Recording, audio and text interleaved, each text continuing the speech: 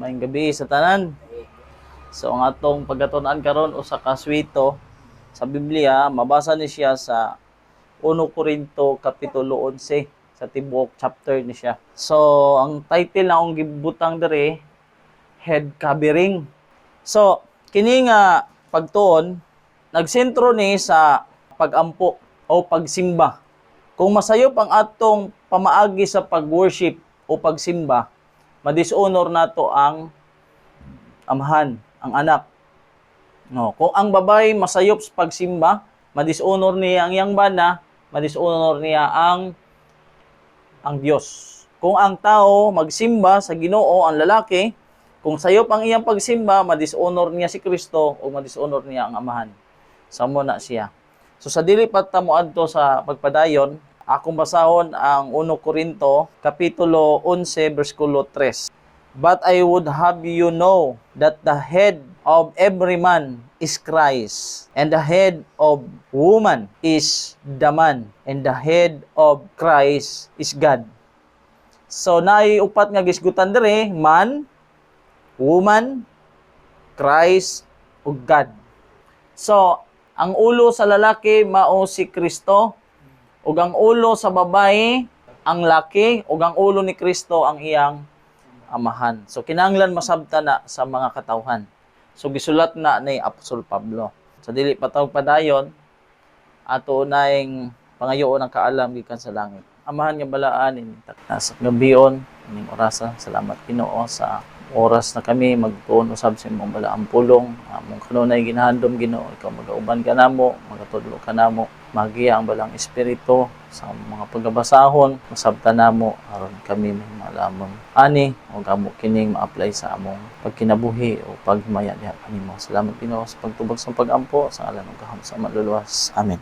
Akong basahon ang sulot gihapon ni Apostol Pablo sa ikaduhang Timoteo 3:16. All scripture is given by inspiration of God and is profitable for doctrine, for reproof, for correction, for instruction in righteousness.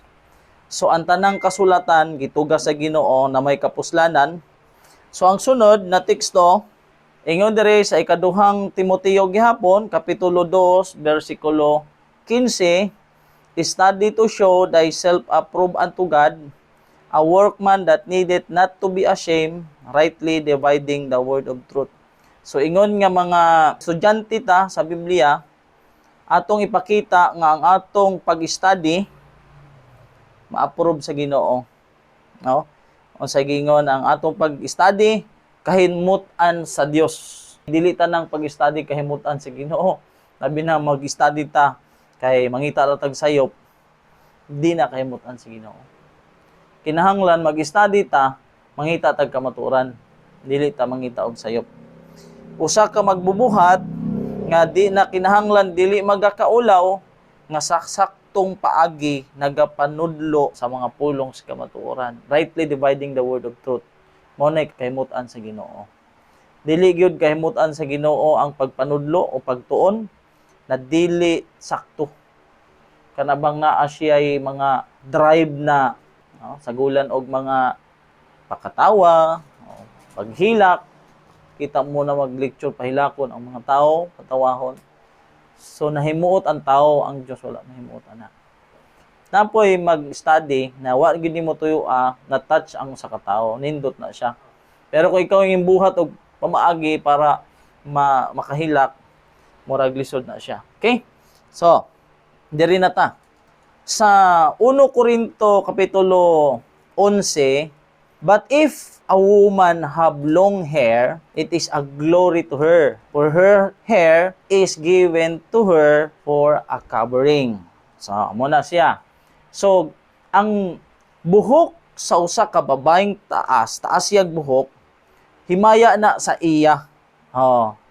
Ang iyang buhok naghatag kaniya og igpapandong. So, ang buhok So, ang buhok sa usa ka babae, kung taas, himaya sa babae, o kana, igpapandong na sa iya. Okay? Sa 14, doth not even nature itself teach you that if a man have long hair, it is a shame unto him? So pareha sila og taas og buhok, ang babay taas, himaya sa babayi. Og ang iyang buhok na taas, cover sa iya. Pero kung ang lalaki na ang taas og buhok, makauulaw sa iya. So naay duha kagisgutan diha. Puro parehas taas. Ang usa makapahimaya sa iya, ang usa makapaulaw sa iya. So makapaulaw dai sa usa ka lalaki kung taas og buhok. Dirita sa duha ka teksto na pod, lalaki og babae ni siya. Sa 5 tapos sa 4. Kanina 15 o 14. But every woman that prayeth and prophesieth with her head uncovered dishonoreth her head, for that is even all one as if she were shaven. So sa 4, every man praying or prophesying having his head covered dishonoreth his head. So, kung ang babae mag-ampo, mag-prophesy, unya walay cover ang iyang ulo, nakadishonor siya sa iyang ulo. Kinsa may ulo sa babae? Ang bana, ang lalaki. Kung ang matag lalaki pod nga mag-ampo o mag-prophesy og ingon diri adunay cover ang iyang ulo, nakadishonor siya sa iyang ulo. Kinsa may ulo sa lalaki? Si Kristo. So pareha sila nakapaulaw, ang babae makapaulaw sa iyang bana, tapos ang lalaki makapaulaw sa iyang ulo na mo si Kristo. Duha. Kung ang babae mag-ampo, walay cover ang iyang ulo, nakapaulaw siya sa iyang bana. Kung ang lalaki pod mag-ampo o mag-prophesy, na ay cover ang iyang ulo, nagpakauwaw siya sa uyang ulo na mo si Kristo. So kung ang babae, parehas sila nakapaulaw sa Ginoo. Kay kung mapaulawan nimo ang imong bana, sama ra nga ipakaulawan nimo ang Ginoo. Kung ang bana napaulawan niya si Kristo, napauhawan pod niya ang Ginoo. Karon, kung ang buhok sa babae ang cover sa iyang ulo, dili na siya suguon na kung mag-ampo siya o mag-prophesy, kinahanglan kubiran niya ang iyang ulo kung buhok. Pero na ay gusto itudlo sa Pablo na ang buhok sa babae cover gihapon kung taas, kay ang ulo man sa babae, ang taas na buhok maka-cover sa iyang face, maka-cover sa iyang liog. Mao gani ang usa ka Adventist, dili gyud na niya ipakita ang iyang liog sa gawas. Ang babae mas maayo na siya kung taas og buhok, na para ang iyang, di ba, na yung mga babae na nag-ana siya, di makita ang iyang face, di ba? Mo man ang face. Muknaong, kini. Pag glass yung buhok, dili makita ang iyang naong. Ang iyang liog di makita. Ang usa ka babae, bawal na siya iyang anaon, labi na kung naay daghang tao, makita ang iyang liog. Di na siya pwede. Ha? Kuha naman na siya. Uban, tabunan man gina nila. Okay? So, ang lalaking na ay cover. So, kung ang buhok nila ay mauna ang cover, nganong pakabiran pa man siya kung mauna tong buhok. Di ba? O kung ang buhok po sa lalaki mo na tong cover, nganong naap may cover na gisgutan dire. Sa mga ampo ka na ikalo, no? Bawal mag-ampo ang lalaki na naay cover, mis kalo, dili buhok ang gipasabot, dili pod buhok ang gipasabot diha. O nya, ato na siya. So, sa natural, ang babae nagyoy buhok. Taas man umubo, buhok mauna siya. Pero kung mag-ampo ang babae na walay cover, wala din abot pasabot na kanang buhok ang pasabot ni Apostol Pablo. Kay nature sa tao nay buhok. So nganong suguon pa man siya na kung mag-ampo o mag-cover. Diba? Nganong moingon man ang lalaki naka-dishonor kang Kristo kung mag-cover siya. So dili buhok ang but pasabot. Kay nature sa tao nay buhok. Okay. Diri unay ta sa lalaki. Giingon diha, every man praying or prophesying having his head covered dishonoreth his head. Amo kang si Kristo. So, buot pasabot ba diha na ang lalaki dapat kalbo? Kung buhok ang cover, buhok, dapat ba tanang tao nga mosulod simbahan upaw? Ang mga tao kung upaw siya, nakawig siya para kung musimba siya, tanggalo niya, Tapos kung mugawa siya, magbutang na siya og wig, mao ba na ang buot pasabot diha? Mao ba na? O sayop lang ang interpretation sa mga tao. Okay? Kung ang buhok ang cover sa lalaki, dapat tanang mo adtog simbahan, mukaingon ta sakto day ang mga budi, mga monk. Puro upaw na sila. So, dili mo na ang but pasabot, ang cover nga gisgutan diha kung natural na kay buhok. Dili but pasabot na wig, nakawig ka, kalbo kay muwig ka. Oh, dili hing ana. Oh, ingon diri sa 7. For a man indeed ought not to cover his head, for as much as he is the image and glory of God. Kung ang tao o lalaki, dili angayan na magpandong sa iyang ulo, kay dagway o himaya siya sa Dios. So ang lalaki di ay na magampo, kinahanglan walay cover ang iyang ulo. Bud ba pasabot? Kitang tanan, musulod ta simbahan kang bayog, kinaupaw ta tanan, kay ang buhok man ka ang cover, ug kana kitang tanan, naka-wig ta, kay kung mugawas ta simbahan, ato isulot atong wig, mao ba na? No, sayop. Kung kana day ang interpretation nato, tama sila. Na puro sila upaw pag musulod sila sa pagka-munghi. Di ba? So, dili ang binaambot pasabot ng Sir Pablo. Ato na siyang klarohon. So, tama dahil ni siya kung mauna. Upaw, ay cover ang mga lalaki. So, dili na ang but pasabot. Kaya ang lalaki, natural na naay buhok. Lahi nga cover ang but pasabot. Engon dire dili pwede na ang lalaki sa 14 ato nang gibasa ganina na kung ang lalaki adunay buhok nga taas kaulaw na sa iya. But pasabot dili di ay na ang cover nga gisgutan diha ang buhok.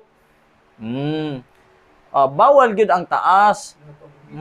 Unsa man ang bawal diha? Unsa man ang bawal ang taas og buhok o walay cover ang iyang ulo. So, unsa man na to pagsabot? No, bawal ang taas og buhok ug bawal pod na magkalo. Oh, muna kini ang cover, ang kalo. Unsa pa na siya nga kalo? Kung kana ba siya ng mga style, kung doa ka simbahan, dili ka pwede ana. Kay nakapakaulaw ka sa imong ulo. Oh, bawal ang taas og buhok kay gisgutan diri. Bawal pod kung walay cover ang may cover ang ulo. But pasabot, bawal ang taas og buhok, bawal pod mag sombrero. Oh, bawal ka dito simbahan. So ingon diri. So, ang lalaki na taas og buhok ug ang lalaki na naay cover ang iyang ulo, nagapakaulaw sa iyang ulo nga mao si Kristo. Oh, nakapaulaw. Oh, so, for a man indeed ought not to cover his head, kay ngano man, kay siya ang image o himaya sa Dios. So, kung mo pray ka or mo worship ka, magbasa kag Biblia, kailangan walay cover ang imong ulo. Kay mapaulawan si Kristo. So, dili daibot pasabot na magwig o kalbo, mugawas ka simbahan, magwig ka, kumusod ka simbahan, magtanggal ka og wig, dili ana. O, kung dili ka pwede magtaas og buhok, o dili ka pwede magkalo. So, mauna siya. So, diritas babae. So, okay na. Okay na. Itas babae. Natural ang babae na buhok. But every woman that prayeth and prophesieth with her head uncovered, dishonoreth her head. For that is even all one as if she were shaven.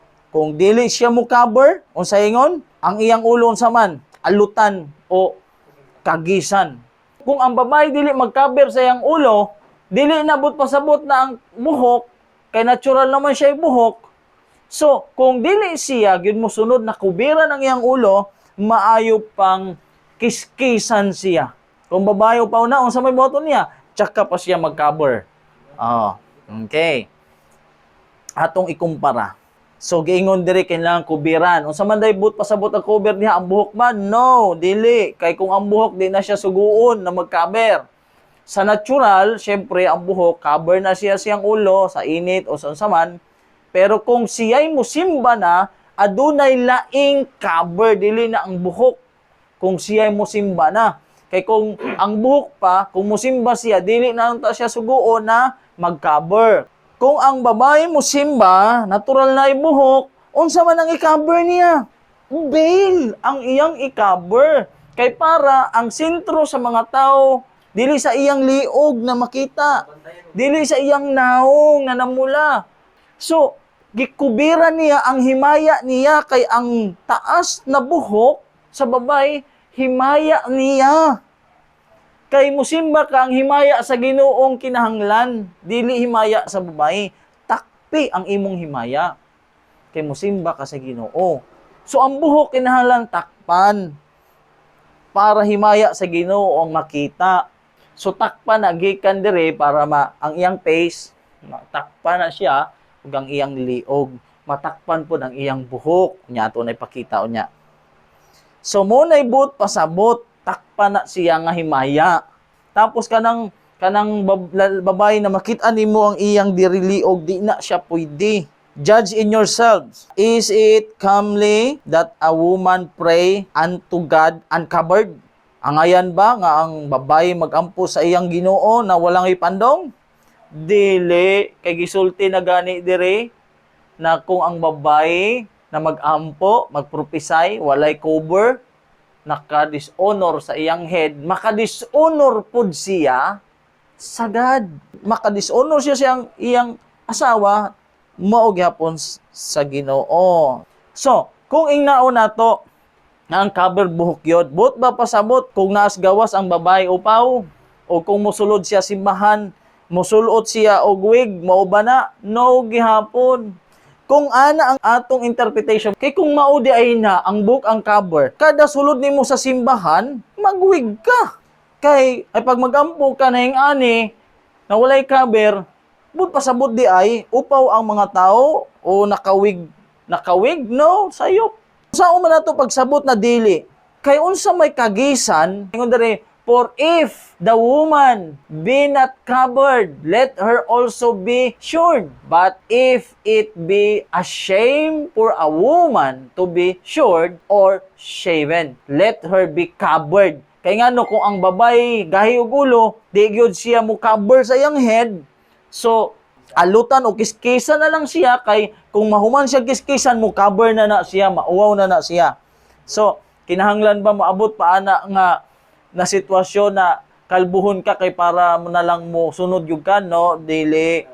So, kini option ra ni siya kung di gyud mo sunod ang babae. Para pag musimba siya dito, mo cover na gyud siya kay wa naman siya buhok. So, dili buhok ang pasabot na cover, kundi mauni ang kabiran.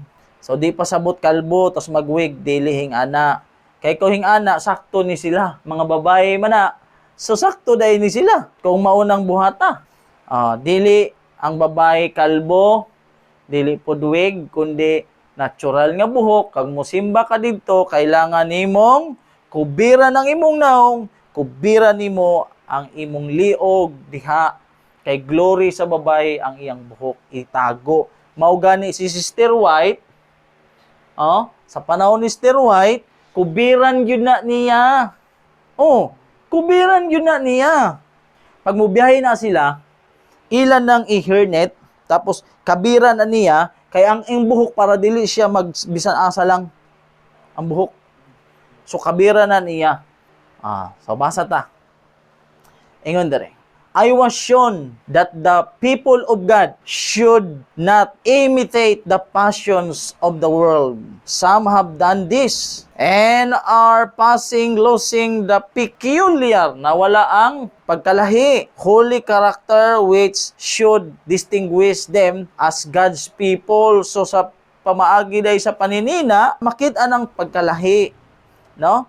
So mailag yun na ikaw ay people of God. I was pointed back to the God's ancient people. So, gipakitaan yun Sister White, balik dito sa mga ancient people. And was led to compare their apparel with the mode of dress in this last days. So, naay kikumpara, gipakita sa iya, lahi na gyud, dili na gyud makitaan ang pagka-peculiar. Oh, what a difference and what a change. Then the woman were not so bold as now. When they went in public, they covered their faces with a veil in these last days. So, ingon dere, if God's professed people had not greatly departed from Him, there would now be a marked difference between their dress and that of the world. The small bonnets exposing face and head. Pag small bonnet ra imong gisulot, ma-expose ang imong naong ug ang imong head, show a lack of modesty. Madaga ka o maminyo, labi na kung maminyo na, kay naa na may tag-iya nimo. Imo gyud na ang kubiran. Kay lisod man kundi kubiran. So, the hopes are ashamed, the inhabitants of earth are growing more and more corrupt, and the line of distinction between them and the Israel of God must be more plain, or the curse which falls upon the worldlings will fall on God's professed people. So, mauna siya. So, tagantang mo kuan og bonnet na. Kana sila sa una. Kini, pero ang kuan gyud sa una, kini mga kuan naman lang ni siya, pero ang sa una gyud, cover gyud na siya. Cover gyud ang liog, diri, ang naong, dagko gyud na sila na kini. So, sampura ni siya. Pero sa una gyud, nga ani gyud siya halos, kini nga ni. Cover gyud ang buhok niya, ang iyang buhok, iyang hipuson, tapos ang iyang naong, kanang musuroy sila, ang uban gani magkuan pa sila anang hat na tawag ng ana. Nanay cover dire, tapos mag-ana. Naka-stocking silang black usahay yung kanang kuan, tapos naka-ana sila, presentable, tapos naka-hat sila. Dili na sila igang, kay anad naman ang lawas. Kung wa ka maanad magsulot igang, kanya ba ko? Sa una, anad man ko sa long sleeve, sa hipos, di ko hisingoton, di ko igangan. Pero karon wa naman ko na anad. So, kung anad na ka sa mga butang, sa anad na ka ana, di na kainitan, maka-adjust na imong lawas. Oh. Para ako, sapatos, sikog sapatos sa una, wa na ko magsapatos. Wa na. Ang akong tail baho, siya, wa na anad. Ang baho imong tail, wa ka maanad sapatos. God designed that there should be a plain distinction between the dress of men and women, and has considered the matter of sufficient importance to give explicit directions in regard to it. For the same dress worn by both sexes would cause confusion in great increase of crime. Diba? Ang babae, suot ng lalaki, ang lalaki, suot ng babae. Where the apostles fall alive and should be beheld woman professing godliness with this style of dress, he would utter a rebuke. In like manner also, the two men adorn themselves in modest apparel, with a shamefacedness or sovereignty of with broided hair or gold or pearls or costly array, but which cometh woman professing godliness with good works. The mass of professed Christians utterly disregard the teachings of the apostles and wear gold, pearls, and costly array. Ingon diri, for we can do nothing against the truth, but for the truth. Sa kamaturan ta, dili ta mo against kamaturan, kay mao manigud ta kasagaran karon. Magsigig angko no siyas kamaturan, pero sig supak sa kamaturan. Wala na laing gubuhat po, kuan man na, sa una pa man na, kuan man na. Sige na lang, high-tech naman taron. Pag dili mo pabor sa ina, sa una pa man na, pero pag mo pabor sa, high-tech na taron. Ana ba? Kay kami dili makabuhat sa bisan unsang batok sa kamaturan, kundi alang lamang sa kamatuoran. So, kung di nimo ka musunod, pag madisunod nimo imong bana, madisunod po nimo ang Dios sa imong bana. Kung madisunod nimo si Kristo, madisunod po nimo ang amahan ni Kristo. Mao na siya. So, mao na siya nga kinigyod siya Biblia ra ganin bisan di ta mo basa og espiritu stagna. Klaro gyud siya na kung ang babae mo ampo, kubiran gyud niyang iyang ulo. Kung ang lalaki mag-ampo, na-cover, ipakaulalawan niya ang Ginoo. Dishonor sa Ginoo. Kung babae mag-ampo, magsuot sila og veil. Labaw. O kay sa simbahan ka, basta sa sulod ka simbahan. Pero giingon diri na i-judge nimong imong kaugalingon kung mosunod ka o dili. Kay kay balo naman ka. O kinahanglan mo cover ka gyud. So sa pag-worship man God, basta mag-worship ka, mobasa kag Biblia, ang babae kailangan gyud na siya magkuan gyud ang babae, mag-cover gyud siya sa iyang. Basa ka, magampo ka, mag-worship ka, mo cover gyud ka. So kini siya importante ni siya sa mga babae kung magbasa ka, magtuon ka kinahanglan nakakuan gyud ka. Sa worship gani ka mga naka-short dili na siya kaayo kuan. Tan-awon sa Ginoong kasing-kasing nimo pag wala ka pa kabalo. Pero kung kahibalo ka na, tan-awon pa dahil sa Ginoong kasing-kasing, nahibalo naman ka unsay maayo. So, mo ni siya, kinahanglan gyud ni siya mosunod labi na sa simbahan.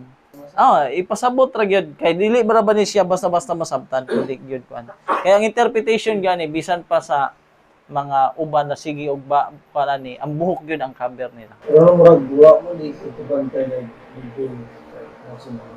Wala pa sila ikaw. Wala gyud kahibalo ka.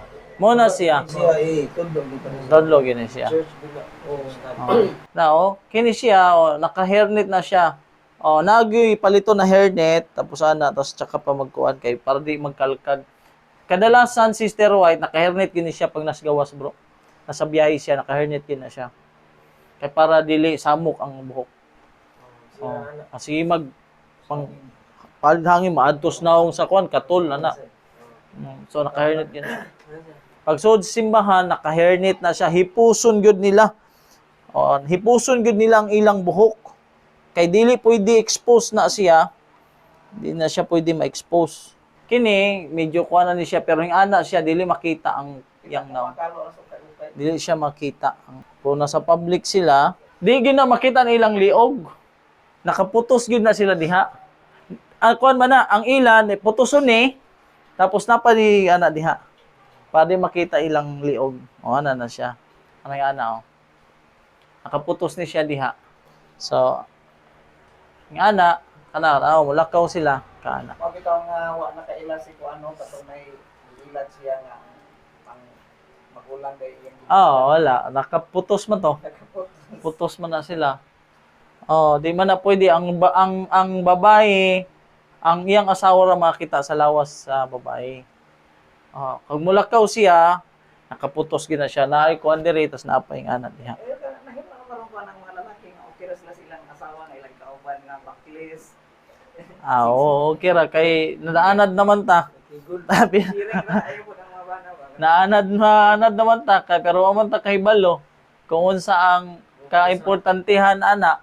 Dako nagkakulangan ba mo na makakuan gyud kana. Bisan basahon nimo utro-utro ng atong gikuan, mao gid na ambot pasabot. Wala manad. Pero kung kumbinsido sila, nituo sila sa mabasa, walay problema. Ang mga bagong generasyon karon di kay baluan musupak gyud sila. Labi na mga pastor karon na mga. So, okay na? Kasutso. So, ato sa pagampo ato ihatag ka GC. Dalay ko nung mayugmaon na Diyos. Nangitak na sa kabiyon. Amo gida ikaw sa kayo na miyatag ka na mo. Na kayo mo kami sa pagtuon sa mga kamatuoran. Hinaot ginaw nga amo ginaw masabtan sa tinaw.